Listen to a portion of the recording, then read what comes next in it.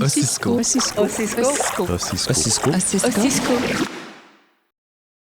Rouyn-Noranda, une ville du nord-ouest du Québec, contient un trait d'union dans son nom.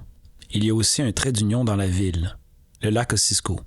C'est un lac de tête, sans affluent, qui fait face aujourd'hui à de graves problèmes d'eutrophisation. Ce balado accompagne la réalisation d'un projet collaboratif intitulé « Spectralité et spéculation du lac Ossisco ». Donc, bonjour tout le monde. Je m'appelle Audrey Grandchamp. J'étais là au dernier podcast. Et aujourd'hui, je suis en compagnie de Mélanie Harel-Michon, qui est co-cordo aussi avec moi pour le projet. Salut. Salut. Donc, c'est nous qui allons assurer les entretiens avec les différents membres participants au projet Spectralité et spéculation autour du lac Ossisco dans les prochains épisodes à venir. Donc, vous allez voir, on a fait des assemblages un peu par thématique, mais qui favorisent aussi l'interdisciplinarité au sein des discussions. Donc, les invités vont aborder le lac sous des angles similaires, mais à l'aide de médiums différents. Mais aujourd'hui, on voulait faire quelque chose d'un peu différent, qui sera en quelque sorte un appendice de l'épisode précédent auquel j'ai participé avec Jonathan Hope, Charlotte Biron et Geneviève Aubry du collectif Territoire. Donc, si le dernier épisode il servait à décrire l'émergence du projet, allez l'écouter si vous l'avez manqué, dans l'épisode suivant, on va plus chercher à situer le lac Ossisco et à le caractériser en quelque sorte à partir d'un échantillon du corpus qu'on a rendu disponible aux artistes dans le cadre de leur recherche-création. Donc, en vue du symposium, on avait mis toutes sortes de documentation en ligne, puis on va vous en présenter quelques-unes. Donc, Mel, je te laisse décrire le corpus rapidement. Oui, bien, on est parti de l'idée évoquée par Geneviève Aubry qui disait que le lac suscitait un grand engouement et faisait l'objet d'une importante résonance artistique. Donc, on a voulu partir de cette idée-là pour décrire le lac en posant des questions à des livres. Ce sera une description très brève et absolument pas exhaustive, mais on espère quand même que ça va susciter votre intérêt puis ça va aider à situer l'écoute de ce balado. Donc, on a tiré nos extraits d'un corpus littéraire de 5 textes et de textes pas proprement littéraires, mais quand même spéculatifs, comme de la documentation municipale. On va vous donner la référence des textes cités en début de citation et vous pourrez aussi retrouver les notices et les références complètes dans la description de l'épisode. Donc, pour commencer, on a eu envie de peut-être présenter le lac avec un extrait du roman, justement, Ce lac, qui a été écrit par Jonathan Hope lui-même. Le roman, il est décrit comme une non-histoire, entre guillemets, qui interroge l'importance des mots, mais aussi leurs limites.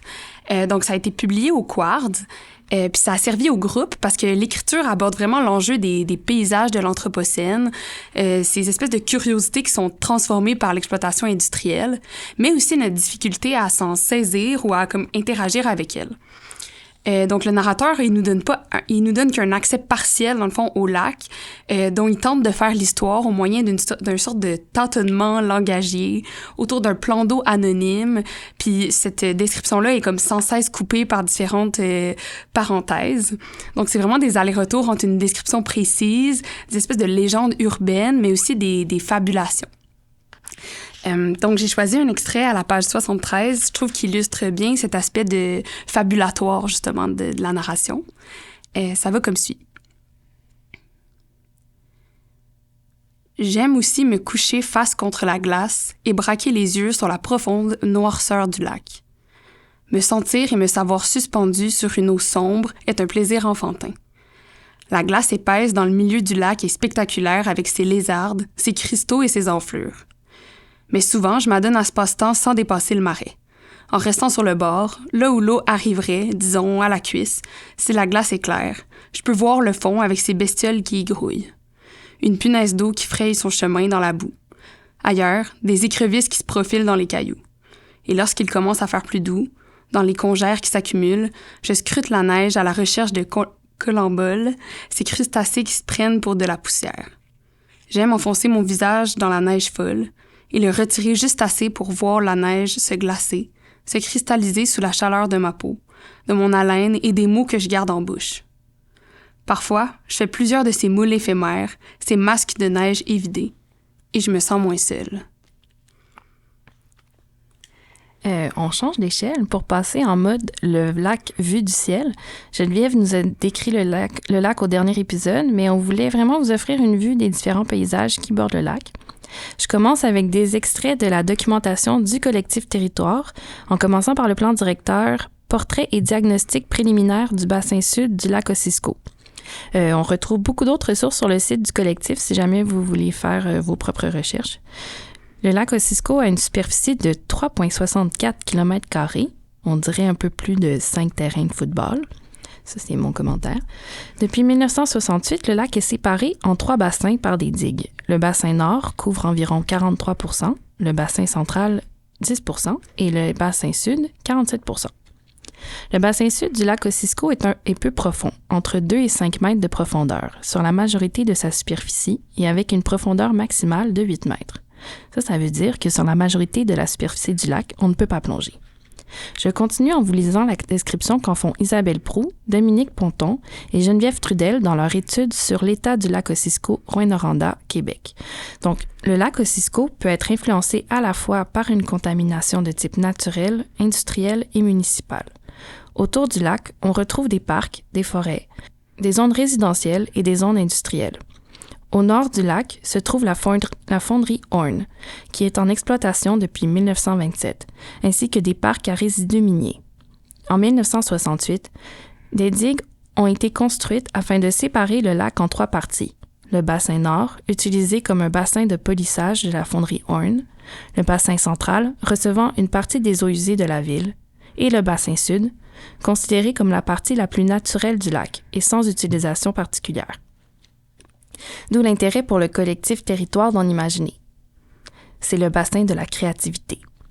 Je continue sur la description de ce bassin, puisque c'est celui qui nous intéresse, à partir des descriptions du plan directeur d'aménagement des abords du lac Ossisco de la ville de Rouyn-Noranda. Le bassin sud du lac Ossisco est presque entièrement ceinturé par l'urbanisation. Divers quartiers bordent le lac, notamment les 2 secteurs fondateurs de Rouyn, au sud-ouest, soit le centre-ville, et de Noranda au nord-ouest. La configuration, l'aménagement et l'ambiance varient selon les lieux, créant différentes unités de paysage. Autour du lac Ossisco, il y a une promenade aménagée qui côtoie ces différentes unités de paysage. On se transporte là avec la description en partant du centre-ville de Rouyn-Noranda, au nord-ouest du lac. Sa promenade, sa fontaine. On passe ensuite par le quartier du Vieux-Noranda, la ville de la mine. Ses grands espaces gazonnés, son ambiance calme. On passe ensuite la presqu'île, avec son ambiance sonore créée par la proximité de l'île aux Mouettes. Ensuite, par la grande place Edmund Horn, un lieu permettant la tenue de grands événements, mais qui est inoccupé le reste de l'année. On traverse ensuite le parcours lunaire, paysage unique par sa géomorphologie, contribuant à un caractère mystérieux et informel. On traverse la digue, celle qui sépare le bassin central et le bassin du sud. On traverse ensuite les sentiers forestiers, composés de boisés et de muliers humides, et offrant des percées visuelles depuis les promontoires rocheux, puis les grands ensembles résidentiels aux rives privatisées. Et on finit par Perrault-Est, qui a peu d'attrait paysager et de faibles points de vue sur le lac. Vous voilà situé. Je finirai ce tour du lac avec une clarification autour de la notion d'eutrophisation, parce qu'on dit du bassin du Sud qu'il est en cours d'accélération de ce processus. Je cite encore le portrait et diagnostic du collectif. L'eutrophisation est un processus naturel de vieillissement par lequel un lac se referme progressivement sur lui-même, étouffé par les plantes jusqu'à ce qu'il n'y ait plus de lac. C'est un processus qui s'étale normalement sur des milliers d'années. Or, l'activité humaine peut grandement accélérer ce processus par un apport excessif en éléments nutritifs dans l'eau du lac, ce qui cause la prolifération rapide de plantes aquatiques, augmente la consommation d'oxygène et pose un risque à la survie des poissons et de la biodiversité en général dans le lac. Lorsqu'accélérée par de forts apports en nutriments, l'eutrophisation peut causer la mort d'un écosystème aquatique en quelques décennies, voire quelques années. C'est donc ce processus de vieillissement accéléré qui est en cours dans le lac Ossisco. Et donc, concrètement, à quoi ça ressemble, justement, cette eutrophisation-là qui est en cours, cette pollution-là aussi du lac Ossisco? On a eu envie de vous la montrer à travers différents extraits.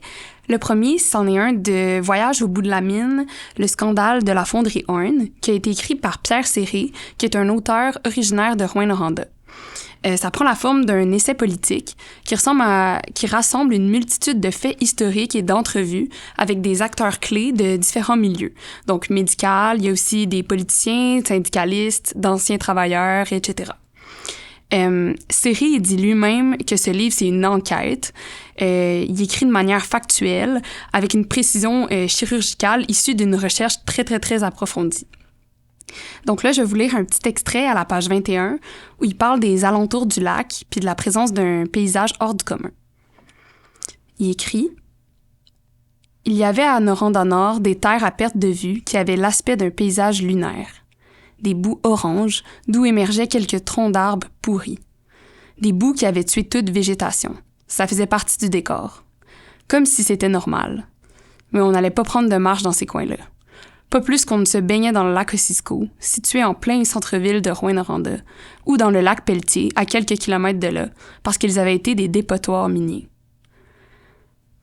Puis après, pour aborder un peu la tension entre la fascination puis le repoussement, justement, à travers les couleurs particulières, je propose une autre description qui est, elle aussi, presque photographique du lac Ossisco, qui est à la page 129. Ça va comme suit. Le paysage qui s'offrait à nous était des terres recouvertes d'une sorte de boue orange, donc encore une fois la boue, d'où émergeaient quelques troncs d'arbres pourris, toute forme de vie y étant éliminée. Nous n'étions pas dans un monde de forêts et de lacs, mais bien face à un paysage lunaire. L'historien Benoît Baudrigour se rappelle d'une époque de son enfance où le lac Ossisco avait une teinte rouge et où, lorsqu'ils allaient ramasser des bleuets sur la côte Powell, il devait traverser avec ses amis des zones de résidus miniers croûtés, acides, au point où ses espadrilles revenaient jaunies de ses expéditions. On continue dans la lignée des couleurs extraterrestres. Je vous lis un extrait de ce lac de Jonathan Hope. Pénétrer dans l'enceinte, c'est évidemment prohibé. Il y a tout plein de panneaux. Défense d'entrée, propriété privée, sous peine d'amende, danger. Près de l'eau, il y a aussi pêche interdite, baignade interdite, eau non potable. Je ne pense pas que ces avertissements soient vraiment nécessaires. Quiconque est le moindrement attentif à ses expériences sensorielles, à la teinte de l'eau, à son odeur, au silence inquiétant du bassin, n'apprendra sans doute rien de plus avec des mises en garde écrites. Enfin, que ce soit interdit d'aller là, tout le monde s'en fout, et c'est connu, personne ne surveille cet endroit. La caractéristique la plus remarquable de cette friche désaffectée, elle crève les yeux, c'est sa couleur. Un mauve lumineux, un lilas bonbon, un cyclamène lavandé psychédélique. Je sais que tout ce qui existe provient, d'une manière ou d'une autre, de la nature. Même les opérations mathématiques les plus abstraites et les poèmes expérimentaux renvoient à des expériences concrètes du monde. Même une négation comme « ce lac n'existe pas » se rattache à sa façon à quelque chose. Mais la couleur de cette eau et de ces sédiments est sérieusement éloignée de toutes les autres manifestations de la réalité ordinaire. Donc, après avoir survolé un peu les environs du lac et après ça avoir caractérisé ses eaux plus spécifiquement, on va finir avec, dans le fond, le lien entre l'art et les enjeux sociaux en parlant un peu d'un article qui a été écrit par Dali Giroux et Amélie-Anne Maillot qui s'appelle « Faire de l'art avec de l'arsenic ». Donc, c'est un article qu'elles ont écrit en venant voir une pièce sur l'engagement au Théâtre du Cuivre à Rouyn-Noranda, sous invitation d'Alexandre Castonguay, qui est en fait directeur artistique du théâtre Tandem. Donc, ça y mettait en scène, au moment de l'écriture de l'article, une pièce qui s'appelle « Un ennemi du peuple », pièce qui se déroule en Norvège, mais qui traite de l'exploitation industrielle sur un territoire et des enjeux que ça pose pour la population avoisinante. Donc, c'était comme une manière d'ouvrir à la discussion par rapport à la fonderie, mais de manière indirecte, en passant par une pièce qui aborde des enjeux similaires. Une question que j'ai beaucoup aimée qu'elles ont posée de manière brillante est liée à leur réflexion à partir de différentes manifestations justement artistico-politiques qui valorisaient une perspective assez critique, mais en même temps nuancée. Donc, elles écrivent « Comment concilier son expérience du lieu et sa pratique artistique dans un moment aussi crucial pour sa ville? Que peut l'art dans ce débat sur les conditions d'une vie vivable, débat qui semble quadrillé par les impératifs économiques et parce que certaines appellent le calcul du, j'ouvre les guillemets, réalisme politique, fermez les guillemets, lequel tend rapidement à s'imposer dans ce genre de situation. Un peu plus loin, sur l'approche de Castonguay et d'autres artistes, par exemple ceux qui avaient fait le Requiem pour le lac Ossisco en 1985, qui était comme une marche déambulatoire, mortuaire et théâtrale contre la pollution. Elles écrivent que ça permet de déstabiliser un peu les certitudes et faire entrer l'imagination dans le débat. Elles disent aussi, à propos de la pièce de théâtre, que la représentation a été l'occasion de donner à penser la complexité d'une situation sans restriction ou injonction, de manière ouverte.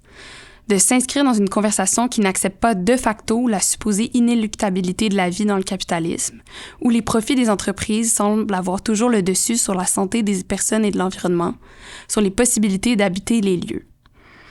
Donc, je trouve que c'est vraiment un article qui porte à réfléchir, puis qui est très à propos par rapport à notre projet. Oui, puis je vais finir avec une citation de Repères sensibles, qui est un document développé par le collectif Territoire à l'issue d'un processus consultatif, qui a d'ailleurs, qui propose un concept de mise en valeur du lac Ossisco et qui a finalement inspiré le plan directeur d'aménagement des abords du lac Ossisco par la ville de Rouyn-Noranda. Et qui fait un beau parallèle, en fait, avec quelle matrice peut exister en dehors des indicateurs économiques. Donc, j'y vais. Il est notre référence commune, notre pôle magnétique, la borne centrale qui offre une bouffée de fraîcheur en plein cœur de l'urbain, notre lac Ossisco, splendeur flétrie par les humains et par le temps. Le lac est maintenant le moteur de nos actions. Il est celui qui nous donne l'impulsion fondamentale, qui anime et qui incite au mouvement. La matrice qui stimule l'engagement citoyen. Il nous réunit, nous fait réfléchir et nous recueillir. Il reprend son droit, dicte nos parcours sinueux, régule nos intentions. Il nous inspire et nous permet de croire à des lendemains florissants. Donc, bref, on avait envie de montrer comment le lac peut être le vecteur d'une variété de discours, de formes, de représentations.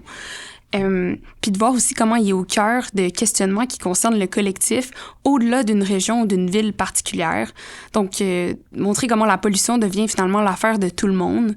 Puis ça pose des questions comme comment envisager finalement les nouveaux paysages de l'Anthropocène, voir comment envisager une réelle prise de contact aussi à l'égard de ces derniers via différents médiums.